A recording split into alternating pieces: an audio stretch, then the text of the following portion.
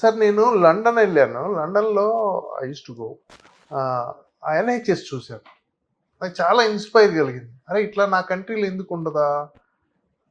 National health service anybody can go to any hospital. Government will take care of them.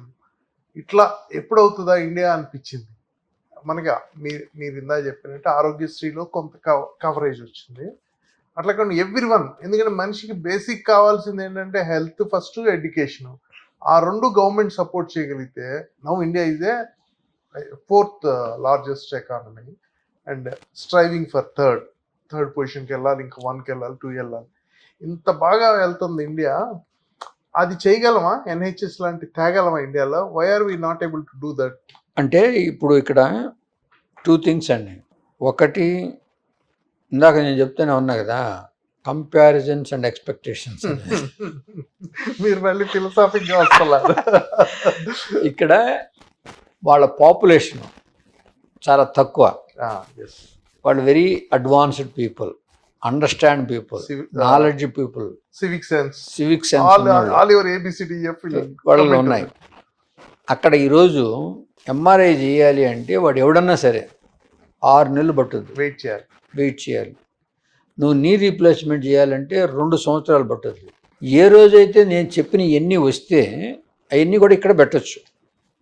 ఈరోజు వాళ్ళు taxation దగ్గర 40-50% కడతారు. ఎక్కడి నుంచి ఈ ఎన్హెచ్ఎస్ అనేది పెడుతున్నారు? ట్యాక్స్ మన డబ్బులే, రెవెన్యూ. ఆ రెవెన్యూ మనం కూడా పెట్టామనుకో. ఇంతకుముందు గత 15 సంవత్సరాల నుంచే కానీ కార్పొరేట్ హాస్పిటల్స్ ఇలా పెరిగినాయి. అంతకుముందు మనం కూడా అందరూ గవర్నమెంట్కే వెళ్ళేవాళ్ళం. అవును, అందరం గవర్నమెంట్కి వెళ్ళేవాళ్ళం. కొంతమంది అఫోర్డ్ చేయగలిగిన వాళ్ళు అమెరికా, యూకే పోయి చేయించుకునేవాళ్ళు. కొన్ని అప్పుడు కార్పొరేట్ స్టైల్ కాకపోయినా ఈ charitable organisations use to start. ఈ చర్చెస్, తర్వాత ఫిలాంథ్రఫిక్ పీపుల్, ఈ జస్లోకు, బాంబేలో ఇలాంటివన్నీ కూడా, విజయ్ మేరీ ఇలాంటివన్నీ, ఆంధ్ర మహిళా సభ, మావీర్ హాస్పిటల్స్, ఇవన్నీ వాటిల్లో కొంచెం బెటర్గా ఉండేవి. కానీ అడ్వాన్స్డ్ టెక్నాలజీ ఈరోజు నువ్వు యూకేలో వెళ్ళి చూడండి, నేను చెప్పిన ఈ టెక్నాలజీ యూకే హాస్పిటల్లో ఉండదు, లేదు. తేరోళ్ళు అవసరం లేదు.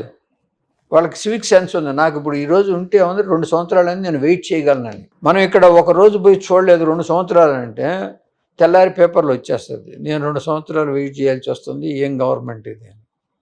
మళ్ళీ ట్యాక్స్ కట్టరు. ట్యాక్స్ అవాయిడ్ చేయడానికి ఇండియాలో సర్ప్రైజ్, ఇండియాలో పాపులేషన్ లో tax payers are less than 5%. ఆడ నీకు మొత్తం 99% ట్యాక్స్ పేయర్స్. సో ఆ కంపారిజన్ అనేది ఆల్వేస్ ఫర్ బెటర్మెంట్ ఉండాలా. కంపారిజన్ అనేది ఎప్పుడు కూడా ఒక పద్ధతిలో చేయకూడదు. మనం కంపారిజన్ కంపారిజన్ చేయట్లేదండి. Can we bring that system? We can. There is no doubt in it. ఇండియాలో తెచ్చి ఇంప్లిమెంట్ నువ్వు ఈ పబ్లిక్ యాక్సెప్టెన్స్ వచ్చినంత కాలం నాకు ఎంఆర్ఐ 6 నెలలు అయినా పర్వాలేదు, నేను బేర్ చేస్తాను. నాకు క్యాన్సర్ ఉన్నా కూడా 6 నెలల్లో నాది పెరిగిపోద్దేమో నువ్వు టెస్టులు చేయించుకోకపోతే అని అంటే వాళ్ళు వెయిట్ చేస్తారు. ఇట్స్ ఓకే అని వాళ్ళు wait for the turn. Professor హాస్పిటల్లోనే రికమెండేషన్ చేయిస్తారు, మనకు తెలిసిన వాళ్ళు ఉంటారు. అది మనకు సివిక్ సెన్స్ లేదు. ఇది మన పద్ధతి, ఇది మన సిస్టమ్, ఇది మన కల్చర్, ఇది మనం ఈ విధంగా ఫాలో అవ్వాలి రూల్ అని అంటే India also can do. There is no second opinion on that.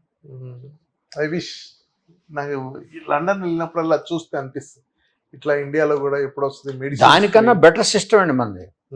American కన్నా ఇండియా కన్నా బెటర్ సిస్టమ్ మనది. ఎందుకనంటే అమెరికా అంతా ఇన్సూరెన్స్ బేస్డ్ కదండి, అయినా కూడా ఎక్కువ పడుతుంది. అయినా కూడా మనది బెటర్. మన పార్ట్లీ అటు పార్ట్లీ ఇటు ఉంటుంది. టోటల్ ఇన్సూరెన్స్ బేస్డ్ కదా, వాళ్ళు డిక్టేట్ చేయరు. ఇంకా కూడా మనకి ఈ ఇన్సూరెన్స్లో జనాలు పోవటం లేదు కాబట్టి కొంతమంది పాకెట్ పే చేసుకునే వాళ్ళు ఉన్నారు, ఎఫర్డబుల్ పీపుల్ ఉన్నారు. ఎఫర్డబుల్ పీపుల్ పెట్టుకుంటే కదా all these things is also if you look in to in a different angle, money has to come in to circulation. అవును, క్యాష్ ఫ్లో. ఇప్పుడు నువ్వు 40% ట్యాక్స్ కట్టినా వాళ్ళు మన దగ్గర తీసుకొని సర్క్యులేషన్లో పెడుతున్నారు. ఈ హాస్పిటల్స్ అని, అయ్యని, మెడిసిన్స్ అని, ఇవన్నీ కూడా. అలా కాకుండా నువ్వు 20% పెడితే మిగతా 20% నువ్వే ఖర్చు పెట్టుకోమంటున్నారు సర్క్యులేషన్లోకి. యూ స్పెండ్ ఆన్ ఎవరు Both are same. This is better. It is at our disposal.